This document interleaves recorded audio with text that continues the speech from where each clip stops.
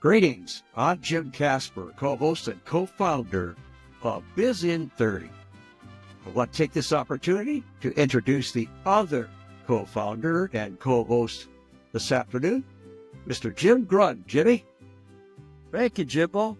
Today we're very fortunate to have an international entrepreneurial guest from the land down under. Mr. Stan Teschke and his wife owned and operated a large group of Mexican fine cuisine restaurants in Australia. Stan hails from New London, Wisconsin, holds a business and economics degree from Carroll University. And both Jimbo, I, and Stan went to school together there and have some fond memories and also some not so fond memories. But we're happy to be together. And we're here today. Stan, you went to Australia. Tell us about the story of Taco Bill. Okay, well, let me clarify that. I didn't start Taco Bill's. A gentleman named Bill Chilcote, who I met out here, was from San Diego. He'd been in the fire department, and his first wife was Mexican, and she taught him how to cook. So he came out there. And then on his second wife, he decided he'd better leave the country for a while, so he did. And he brought the first, which we still have, he brought the first tortilla machine to Australia.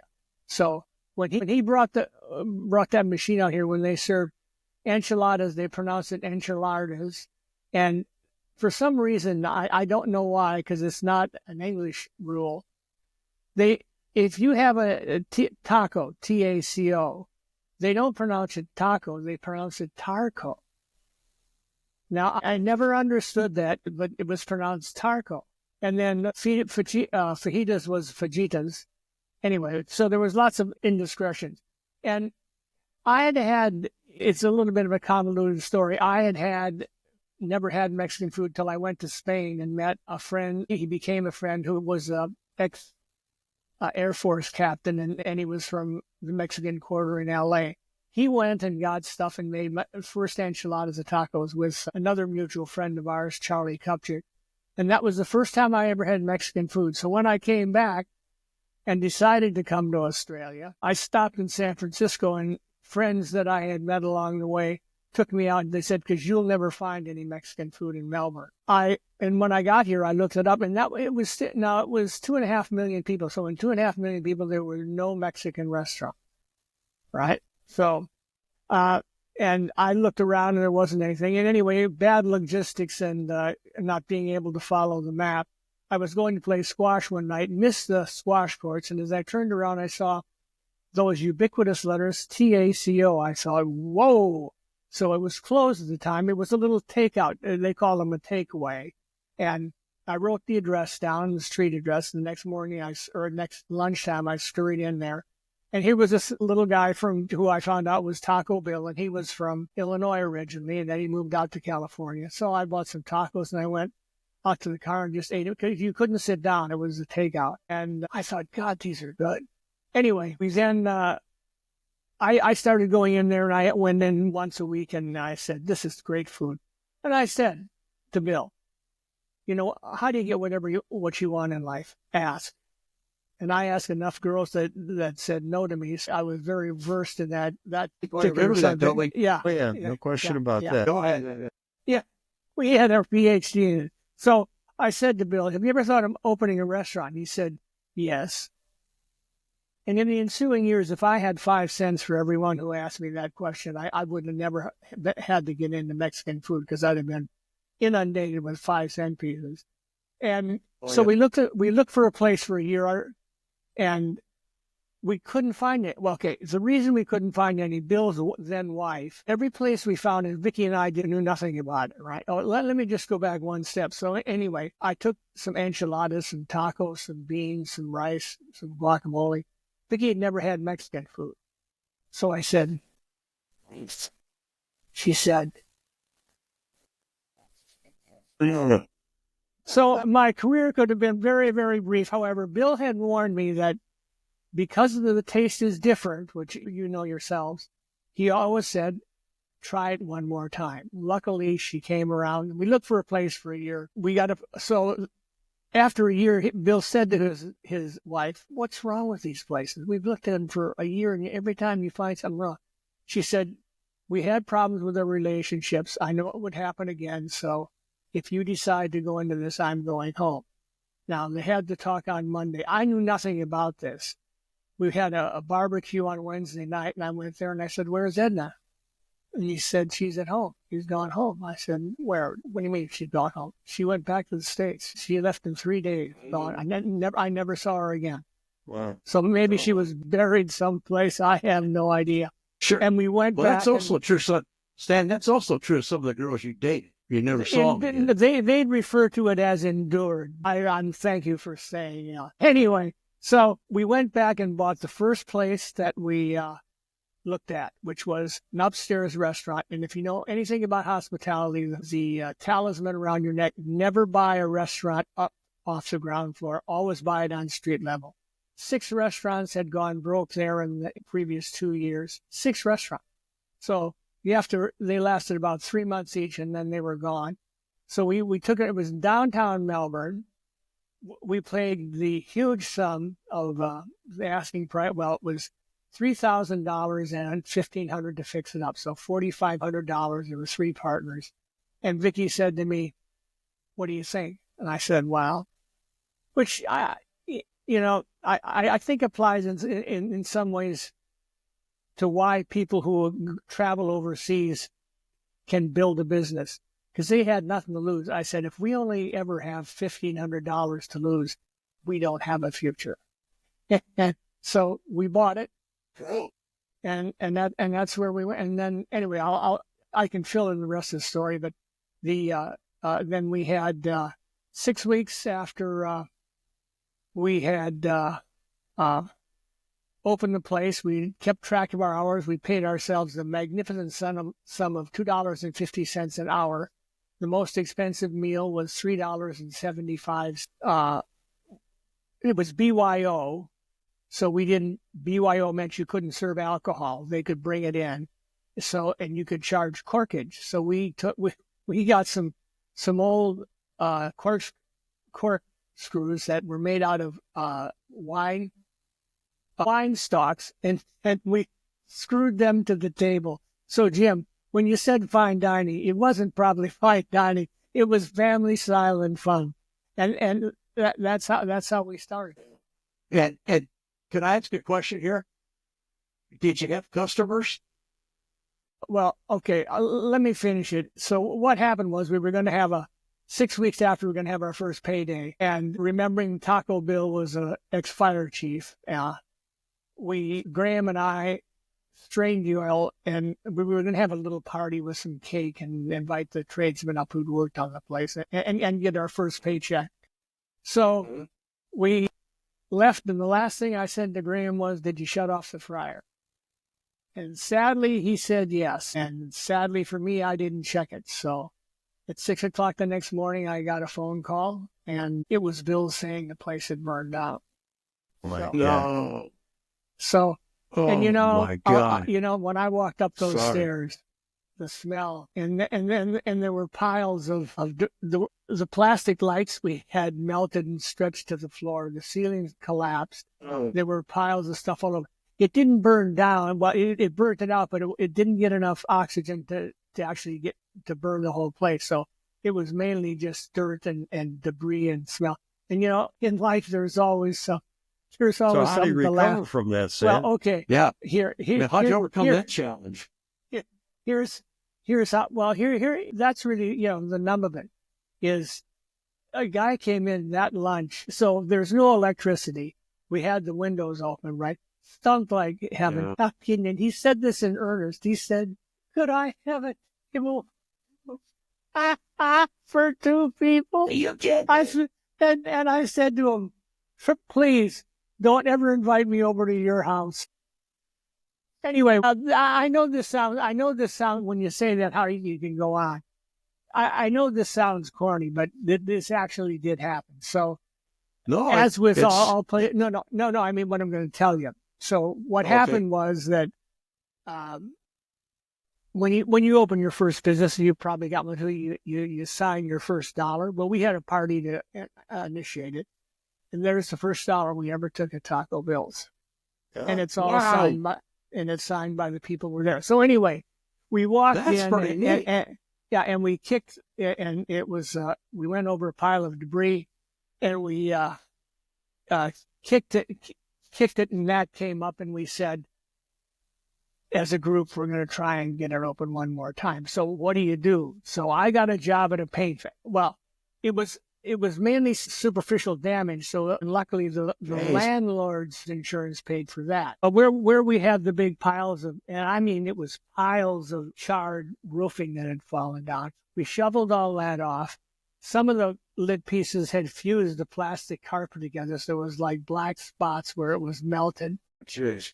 We shoveled all that stuff off 3 times, shampooed the carpet 6 times, or who knows how many, and we used that carpet for 5 years. But okay, For 5 years. Yeah. So we got home that night, and when we realized that Bill, who knew, and he never told us that he didn't get fire insurance, but Oh, no. a lot of people would have walked away, and certainly if I was back in New London and did that, I'd have been laughed out of town. Yeah, Mainly by my grandmother, who until the day she died said I ran a saloon.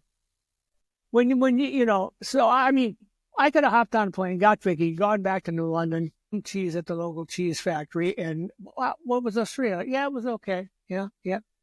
But see, I was over there, so we gave it another shot. Now, that's bad luck. And then we got it open, and when we burned all the evil spirits. So we all had jobs, and we'd work during the day and come back, and we put it together. We built it ourselves. And, That's amazing. No, at that point, did you have any ownership? Any ownership of what? The new restaurant you started up then. No, it was Taco Bill's. We just rebuilt it. And then Okay. everybody gets a little, well, that's more than a little bad luck. Yeah. So just finish it. So sure. then we, for the only time in the history of the education department in Victoria, they didn't have enough teachers. And I don't know who the person was who thought this up, but if I find out, tell them their family can eat Mexican food for the rest of their life. Because they brought out to the state of Victoria over a 5-year period 25,000 teachers from America. Yeah. I bet you did. And these people didn't know me, but they could have figured out pretty quickly I wasn't the sharpest knife in the drawer from the previous handlings of burning the place down. We had people, we opened those doors, and those Americans came in, and they'd say that to a couple people who are like Stan and Vicky, who were Australians, come on, we'll take us versus some Mexican. So, and they'd go, oh, it'd be too hard. No, come on along. And half would go, half wouldn't. When you say about, we had no money for marketing. We didn't even have a sandwich board downstairs. But on Friday and Saturday nights, they would line up from 5:30 on the stairway all the way down. Right? Wow. They would line up all the way. We would do sometimes 200 people on a 50-seat restaurant. That's fantastic. And we would say to them, I got a table. They say, okay, I got a table for 2. I say, no, I don't have a table for 2, but this couple over here will share their table. And they did it. And that's fantastic. We had a good time. Yeah. So you went into an environment where there was no real Mexican food competition. You found a great segment to serve, right? And that's genius. Okay, that really is genius, Dan. So we've got people watching today and listening on the various podcast channels, and I'm sure they want to know, how was the competition then compared to what it is today, currently, in contemporary times? Well, it was none. We had no competition. But now you've got Taco Bell. There's been a couple, Guzman and Gomez, and there's other people that just opened independents. So they've opened independents, and it's proliferated. I mean, yeah. So when did you decide to expand, to go to additional locations, and how did you decide where those locations would be? Good. Yeah, good point. So, well, we took the franchising mode. Right. And the reason, honestly, is because with the franchising mode, depending on how you structure it, you don't have to put all the money up. See, McDonald's owns all their sites. Well, we could never afford that. So we took the franchising because then we set up the whole thing for them. They signed the lease, or in a couple places we co-signed it to get in the lease the first time. And then we had a fit-out package, which we could adapt to just about any location. And so you could grow it, and you got the income. You got the income from selling the franchise area. Were you able to help them? I don't think we had enough confidence in the model to get. I mean, look, occasions of rent. The place I told in the city restaurant, which is still there today, right? Wow. So 45 years, it's still running the same place. So that's a C grade location because it's upstairs. Then we took it, the places we took out of town, we mainly took, anyway, that place in the city, it was $50 a week rent. I said to Vicki, if it doesn't work out, we can sleep there. Yeah, right. Yeah. And I bet she was pretty enthused about that. But no, well, I mean, and then we just grew. I mean, if this is building a small business, Stan. Yeah, this is building a small business. But see, one thing that we should have done was hired brains in finance, because in the ensuing years we've had at least one guy that was. And I don't know how much truth was it, but he said he floated companies, IPOs, the whole thing. He brought the bankers up and said, I can get you, $20 million. And I'll be honest, I just, Husser and I and Vicki both said, if we float this thing, who's going to buy all our customers and our families. And I don't want to walk into a Christmas table where they're eating canned tuna because I screwed up there. But we should have hired someone because MBAs, PhDs, brains are the cheapest thing in the world to hire. It doesn't matter if I pay you $1,000, $1,200. Look at all the money you guys invested into your books and studying. So okay, we don't have, 15 million. How do we do it? And the guys that came in, especially Guzman and Gomez, they floated on the stock exchange here and overseas, and they're opening restaurants overseas. Their company is worth over $1 billion. We had a wonderful thing, but I'm just saying, if you ask me, okay, here's a question for you. You're going to open 200 restaurants. What's the most difficult restaurant to open of the 200? Yeah. The first, I guess. Jimmy? Yeah, get the first one going, right? No. The second? Because you can't be in two places at the same time. If you can open two, you can open 200. That's a great lesson. That's a great lesson. Right, and if you can't open one, no matter how busy you are, don't open two. Gotcha. Because they'll steal you blind. There's a restaurant just down here that when it first opened was doing $100,000 a week, and they had no inventory control. No one counted what went in and what stored up. I would have worked there for free. Yeah. Yeah. Oh, yeah. Exactly. So that's a great story. And Jimmy had a property development company, and Jimmy, did you have any restaurants in your properties? Yeah, we had a number of them, and that's why I'm curious as to, your locations. Did you pick them for the franchisee, or did they? They would bring, either they would bring a site and we would evaluate it for them, or we would go to an area and pick a site for them. That's a question for you. Obviously you had some interest in franchisees. Was there a profile that was a successful profile for a franchisee? Now, this would be very interesting to our listeners and our viewers. What kind of profile does a successful franchisee look like? Well, I remember asking that same question to another franchisor, and he said, we stick a mirror underneath their nose, and if it clouds up, we sell them a franchise. Show me your wallet. I didn't know. Show me your wallet. I didn't know if you're looking. I don't know if you're looking for restaurant experience or for previous business ownership. No, okay, that's a good question, Jim. You don't look for restaurant experience. We didn't, right? Because when you had anyone who had restaurant experience, first of all, so they're laying out a couple $100,000 for the franchise, the whole thing to get it open. And then all these people that start walking in, they're my customers and they like my food. Well, why did you spend 200 grand? Call it Taco Jimmy's. You don't need us. And you just think, how stupid, right? Or they change something. And Ray Kroc at McDonald's, if you read any of his books, that was the biggest thing. I mean, even with the cooks, we've got a recipe book, 50 years we've developed putting it together. If you just open that book, you can make the best anywhere. And I've had people from the That's fantastic. So quality control, did you have to go in and make sure that they're following your recipes? Sure. I mean, visitations, but it's like, you try that stuff. See, that's a good question. I use McDonald's. They own the building.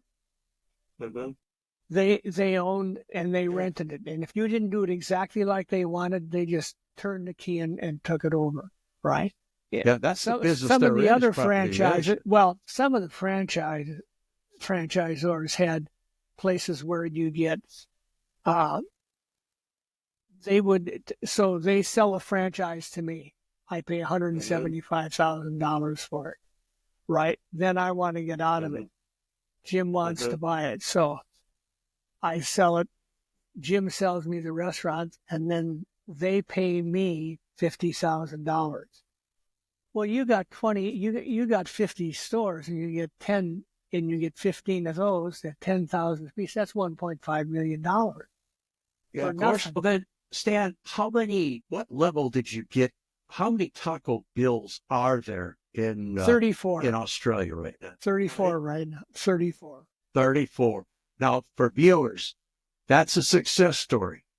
Okay, that is a success story, and that's why we wanted to have Stan with us. Stan, I tell you what, I know, Jimmy, you feel the same way. Obviously, we know Stan and care an awful lot about him, okay? But Stan, there's so much more we have to discuss with you. As you know, this is only a 30-minute episode. Would you be able to arrange time to do episode 2 with us so we could get down to it, some more things you want to talk about? Sure, glad to help you out if I can help you out in any way. I think the viewers are going to be impressed. And again, I want to tell the viewers, you can submit questions to Stan through our website. Just go to bizin30.com and scroll down to the message section, put your name in, give us some contact information, how we can get back to you, put Stan's name in it, just put Stan, we'll know who you're talking about, and then put a question in. We'll get them over to Stan in Australia, translate it from English to Australian, and then Stan will have Becky answer it for us, okay? Stan will have his wife answer it for us. So anyway, if that's okay with you, Stan, we'd like to do that. Glad to help you out, sure. Okay, so let's conclude this episode, and I want to share a couple of facts, and I'm going to read this because it's pretty interesting. I want you to read some disturbing facts from this last week's Unleash Prosperity. Stan, you know a guy named Steve Moore. He's an economist for President Trump. You may not know him. He's a Bears fan, and he's also from the Chicagoland area. Jimmy, you know who I'm talking about. And it's also the unleashprosperity.com, and we'll put it up on the screen for you. It's a free newsletter, and you get it every day. Great stuff. And it's also published by the famous Art Laffer. Art Laffer is the one who came up with the Laffer curve. It's Laffer that said, the lower the taxes, the higher the revenue into the government. And Reagan proved it, Bill Clinton proved it, and Trump proved it in his first term. Uncle Sam, I don't know if you knew this or not, either one of you, but did you know Uncle Sam in 2024 spent $18,000 per U.S. person? They spent that much, $18,000 per U.S. person. Okay, now in the year 2000, that number was only $9,000, so it doubled. Our government spent twice as much in 25 years. And my question would be, did our services improve by double quality, by double quantity? Did our services improve in that time, or did they go down? And question I'll throw out there and let viewers think about it. But if either of you two have something to add about it, just go ahead. And I would say, Jimbo, that of course you and I didn't see any increase in services, but it certainly is the root of the inflation that we experienced by the government spending. And I agree. It went to people that are illegal immigrants coming across the border, 18 million or whatever the number is, and so that's the problem we're got to correct today. The government spending that caused the higher prices and inflation that we're experiencing. Yeah. And we always end each episode stand on a high note. Okay, so there was this young man. He's a friend of Jimmy's, and his name is Jim also. And he did a survey on what kind of shampoo women used. And so he would go around and he asked 100 women what shampoo they prefer. And almost all of them said, "How the hell did you get in here?" I want to thank you, Stan, so much. And we'll see you in episode 2. Jimmy, great job. Yeah, Stan, go ahead. Just one. I just want to say, new day is dawning, sunny and bright. Trump is in power, is going to be all right. Congratulations.